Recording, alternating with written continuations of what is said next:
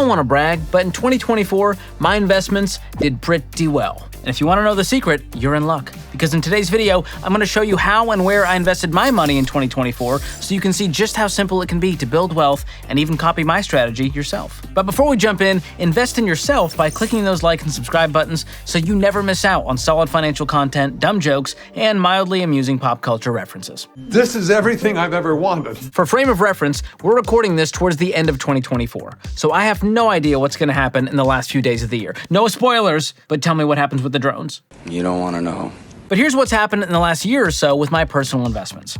First, let's look at the retirement account I have through my employer, which is a Roth 401k. And a quick refresher, a Roth account is funded with after-tax dollars, so your investments grow tax-free, and you can take the money out tax-free when you retire after 59 and a half. So if you have the option to go with the Roth, I highly recommend it. But remember, a retirement account is just a shell. You have to choose and purchase investments within that account. So I'm going to show you how I have my money invested within my 401k. My money's divided up evenly into 4 categories, 1 fund for each category. And to spice things up, I'm going to use some boat analogies. The first one is growth and income funds. Think of this like a giant cruise ship. It's not going to take some serious quick turns. It's going to be a slow burn to get that thing moving in a different direction, and that's good. Funds in this category are made up of mostly big, boring, beautiful American companies that have been around for a long time.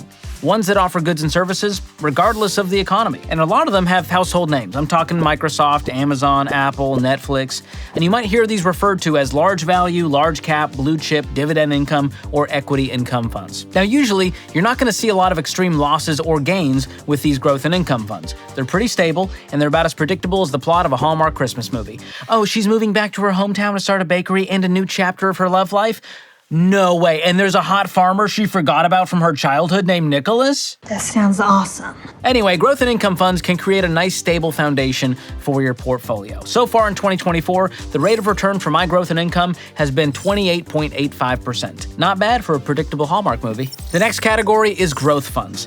Think of this like a racing yacht. It's a lot more nimble and it can move. If you hear someone talk about mid-cap or equity funds, this is what they're referring to. These funds are made up of medium to large American companies that are currently experiencing growth in their market. It's usually companies that make stuff that people are really into right now. Companies like Meta, aka Facebook, Alphabet, aka Google, and Philip Morris, aka Vapes and Zyn Pouches. So shout out to everyone who's currently ripping a fog flute. You're only helping me build more wealth with your bad habits. Your loss is our gain. And so far this year, the rate of return for my growth fund has been 25.28%. Not bad. All right, the next category I invest in is aggressive growth funds. Think of this one like a jet ski. Much more nimble, much more unpredictable. This is the wild child of your portfolio, the Rodman of your retirement accounts, the Miley of mutual funds, the Elon of ETFs. When they are up, they are up. And when they're down, they are down. And when they're only halfway up, they're neither up nor down. Shout out to Camp Anawana. Aggressive funds usually invest in small companies or startups, but size is not the only factor here. Geography can also play a role. If a large company enters an emerging market, their stock might also end up in an aggressive growth fund. Some examples of companies in one of these funds are Kava, Comfort Systems, and Insight Enterprises. And in 2024, the rate of return for my aggressive growth fund has been 7.83%. And finally, the last category, international funds. And I call this one the globe-trotting sailboat, for obvious reasons, sailing around the world. These are great additions to your portfolio because they help spread risk beyond U.S. soil, and they also allow you to invest in multinational companies. International funds are made up of companies like NVIDIA, AstraZeneca, and of course, who could forget, Taiwan Semiconductor Manufacturing Company Limited. Who are we talking about? You might see these referred to as foreign or overseas funds, but be careful not to confuse international funds with world or global funds, which have a mix of both US and foreign stocks together. And so far this year, the rate of return for my international fund is 7%. And if you look at the international fund's rate of return over a long period of time, you will see it has underperformed the US stock market. But that's okay. We're hedging our bets here that if the US stock market takes a tumble, the international fund will keep it afloat, and maybe it'll equal each other out.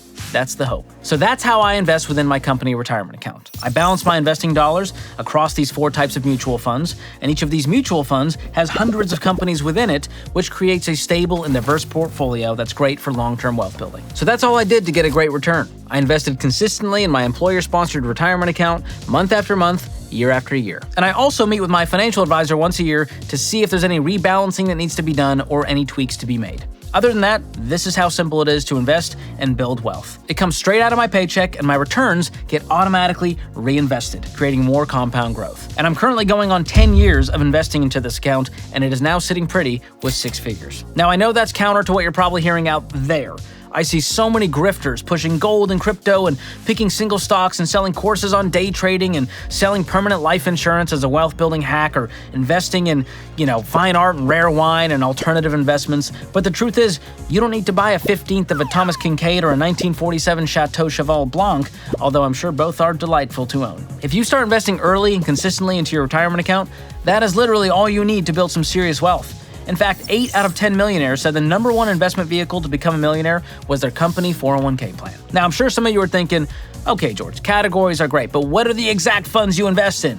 And to that I say, wouldn't you like to know? All right, then, keep your secrets. And here's the truth. It wouldn't make sense for me to tell you the exact funds I invest in because these are the funds that I have access to with my specific brokerage within my work 401k. You may not have access to these specific funds without paying extra fees. So I want you to do the research for yourself to have confidence into what you're investing in. Don't just invest in something because George told you to, or Dave Ramsey told you to, or anyone else told you to. So the idea here is you need to be invested in a diversified portfolio, not a single company or a single stock, but a broad range of companies globally. That's what will help you win financially. But here's what I will tell you, how to choose a good fund.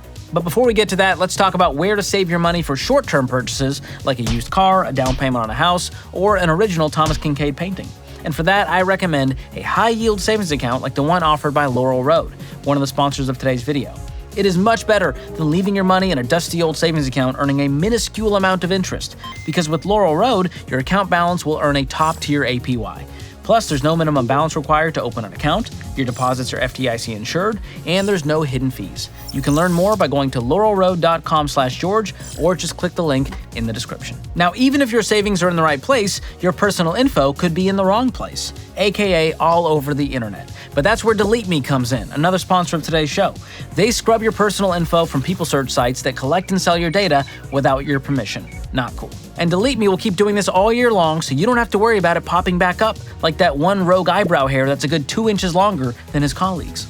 So help protect yourself from the risks of online scams and data breaches with our friends at Delete Me. And right now, you can get 20% off any of their plans by going to joindeleteme.com/George or just click the link in the description below. Okay, back to investments. Here's how to choose a good fund within your retirement account or any other account. First, you want to choose funds with historic rates of return. This is the biggest factor to consider. Now, I personally don't buy funds that are under 10 years old. I want to see a long track record of beating the S&P 500, which is the stock market average. The goal here with mutual funds that are actively managed is to beat the average, the passively managed fund. The next step in choosing a fund is to understand the fund category. Now, we talked about this. You've got aggressive growth, growth in income, growth, and of course, international. There's many more to choose from. Those are the ones that I focus on. So you want to know how the fund is made up and what the objective of the fund is. So when you hear the word growth stock mutual fund, you know that these companies' objective is growth and stocks, not bonds, for example. Find out what the objective is. Next up, research the fund's management team. You can go in and search the fund's team, see what they do. Here's a great example of when it matters. If you look at a fund that has a great track record of beating the S&P over the last 25 years, but the entire management team turned over 2 years ago, well, that might invalidate the track record because you got new people here who might have different principles when it comes to investing. And if you want to do some research, there's a site called Morningstar that can help you with some great tools. Next up, consider the costs and fees. This is something to be aware of, but it shouldn't be the biggest factor when it comes to investing. Some mutual funds, especially those that are actively managed, will have higher costs and fees than others that are passively managed. That's not a bad thing, but you should look at the load fees and expense ratios to understand what you're actually paying for the privilege of owning this fund. And lastly, look for low turnover ratios. And this is something to consider for investments that are not in a retirement plan. So this does not apply to your 401k or your Roth IRA.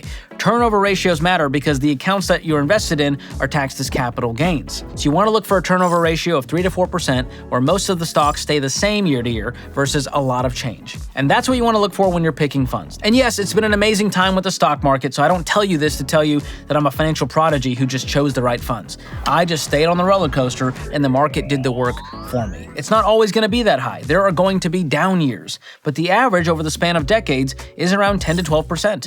And I'll prove it. If you look at my 5-year annualized return, which includes the down year, it's it's still a solid 12.33%. So if you stay the course and you keep investing, it will pay off. Bottom line, don't fall for the trends, don't overcomplicate it, and make sure that you invest in things you actually understand. Investing is boring, and it should be that way. So here's the Spark Notes. Invest early, invest consistently, and don't mess with it. It is the proven way to build wealth over time. Now that being said, there's another great way to grow your wealth, and that's by investing in real estate. But if you don't do it the right way, you could end up literally bankrupt. And if you want to learn more about building wealth and investing in real estate, check out Investing Essentials. It's a virtual event that Dave Ramsey and I are hosting where we break down how to build wealth the right way, including a deep dive into real estate investing. If you want to grab your virtual seat, I will drop a link in the description below. And keep watching this next video to see why your net worth explodes once you hit $100,000 in those retirement accounts. Thanks for watching. We'll see you next time.